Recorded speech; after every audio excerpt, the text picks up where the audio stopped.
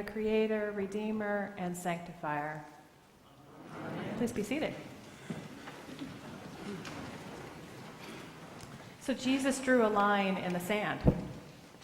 Does this offend you? Are you going to turn back? And some did. When I think about living in this day and age, I wonder sometimes, occasionally, I wonder, well, what's so hard about being a Christian? Like, what's the big deal? We've got all the best holidays. We've got Christmas, where you get presents. We've got Easter, where we get a bunny with eggs, right? What's so hard? And you can walk into any Hallmark store and find anything Christian you want, right? Pretty much. Almost everywhere. We're actually living between two eras. We're living in this Christian era where we're beginning this new way of life in the post-Christian era, where more and more people have no idea what it means to be a Christian in our world. Now, it isn't countercultural to be Christian in our world, but it was for the Ephesians, the early Christians that Paul was writing the letter to. You see, to be a Roman citizen, it means that you had to stand up and proclaim towards the Roman gods and the emperor, which means you had to denounce your religion in order to do so publicly. And it was such a very militaristic culture. For such a passive and nonviolent religion, it was incredibly difficult to live in this militaristic Roman world. In order to do anything, to work, to partake in Roman society, you had to be a Roman citizen. And it required you to do these things that were anti-Christian. We don't quite live that way now, do we? And so Paul talks about it with evil forces. What do you think about that? Evil forces. Do we live in a world where there is such a thing as evil forces? Yeah, I would say just a few years ago I'd be like hogwash. But now I've come around on that to believe that that we do have evil forces in the world. And the person who helped me come around to that is Walter Wink. He's a theologian. And he talks about evil forces as in the powers. And the powers, according to Walter Wink, are the systems in which we live. So sometimes created for good, but often are corruptible and demand our allegiance for participation in it. So think about all the systems we live in, economic systems, political systems, everything. All of those are human-made and are corruptible. And when they begin to become corruptible, they seem to have a power beyond an individual's life, right? Then he calls them evil powers. Let me give you an example of the systems that we live in. And it was an example of something I heard on the news, and it was, I think, about a politician being pulled over and acting inappropriately or angry at the police officer. It's not really even about the police officer or the situation. She did everything completely appropriate. But what she said in this, you could hear the audio tape, really struck a nerve with me. She said, "Don't make this personal." And of course, he was making it extremely personal and completely offensive. But she said, "Don't make this personal." And I thought, I think that's a system. Of course it's personal. She is, as an individual, as a human, is walking up to another human and saying, what you're doing is not appropriate. That's a personal act.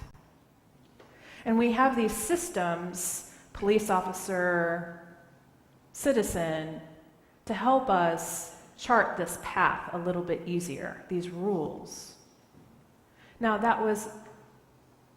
it was kind of a case where it didn't go awry, but you can see how it could, how that can become corruptible, and how before you know it, you have unjust economics, or unjust oppressive political regimes, or biased race relations, or, well, the gender divide, the patriarchal gender relations. These are all systems that we have to live in. And sometimes we even create these systems for common good. Think about the church, right?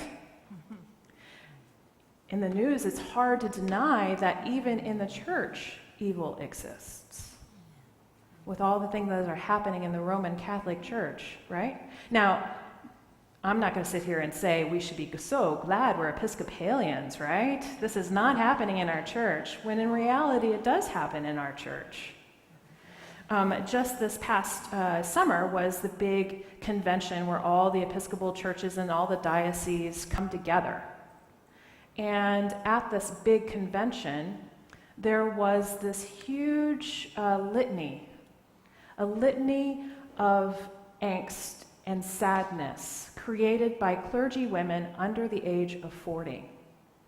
Now, I'm older than 40, and I've had another career, but I can't imagine hitting these things that the women were talking about, how difficult it is to be a woman in clergy as their first or second job.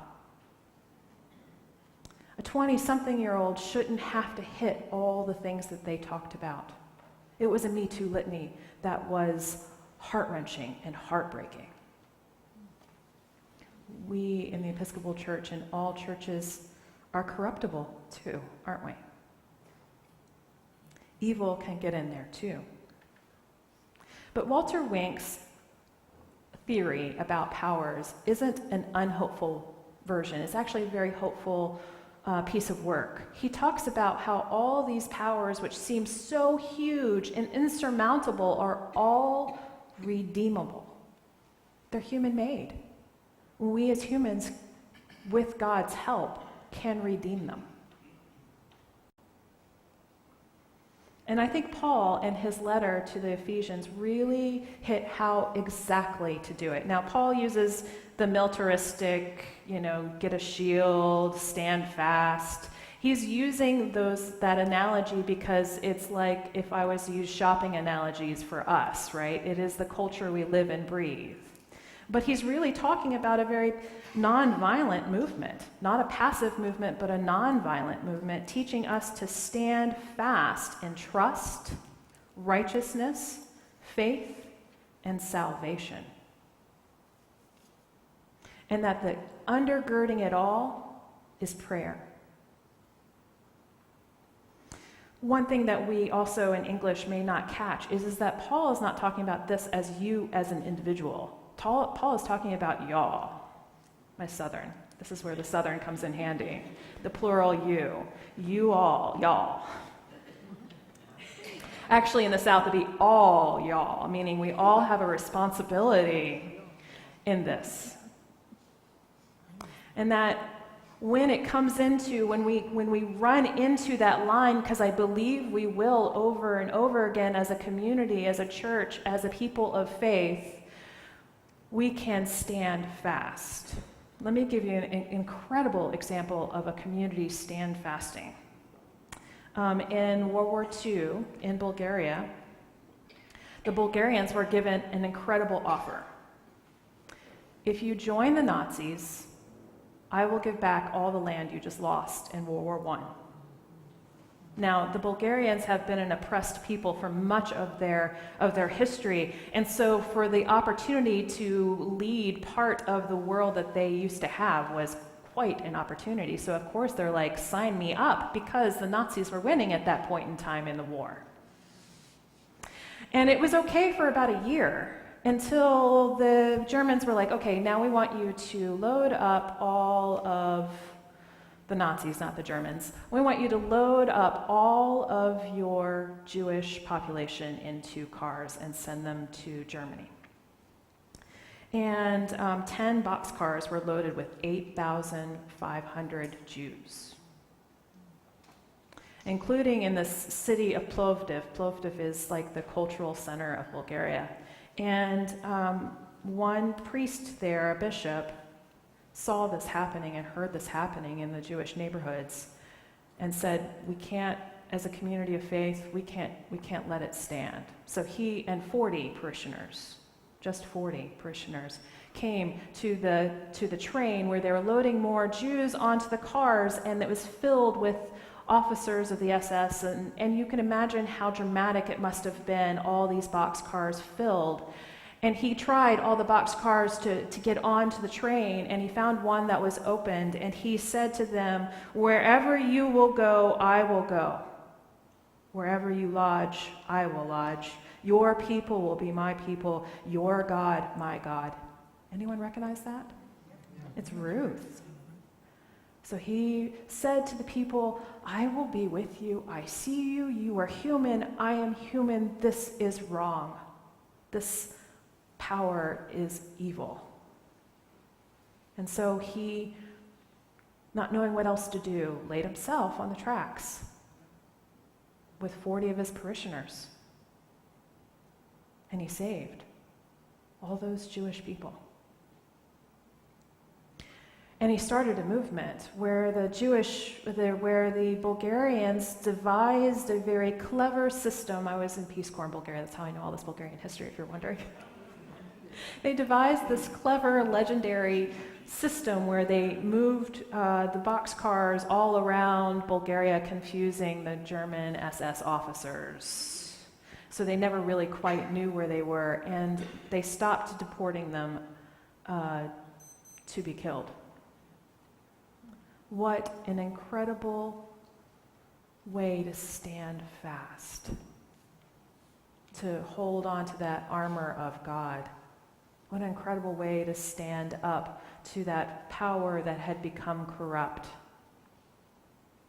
and to change it. I believe in this community.